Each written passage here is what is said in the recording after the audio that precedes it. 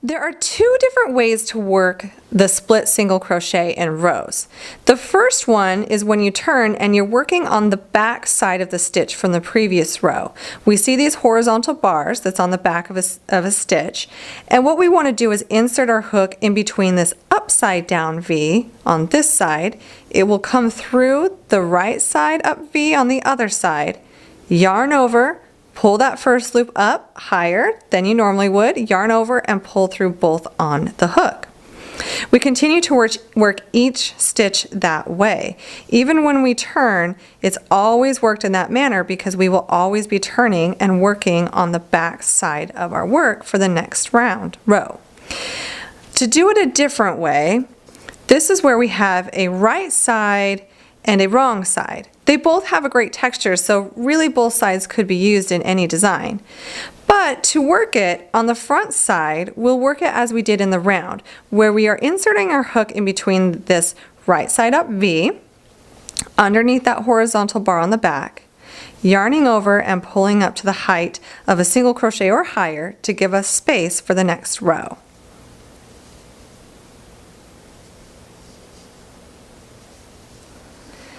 Now, when we turn our work and chain one and we start working the other way, this is where we see the back of the stitches with that horizontal bar.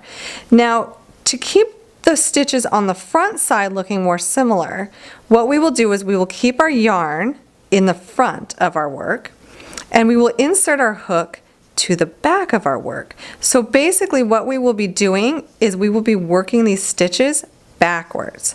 So I insert between the right side up V on the front side of the work, and I come underneath that horizontal bar and upside down V on the back. I yarn over, still yarn over from back to front. I pull up that strand higher, then I yarn over and pull through both of those loops on the hook. It takes a minute to get used to, but it's a different way to work this stitch in a row that gives it a different type of look. Now, if you don't want to have to keep turning your work to see where you're working on the front side, like I have been doing, what you can do is simply insert your hook and make sure it's coming underneath that horizontal bar, just like that.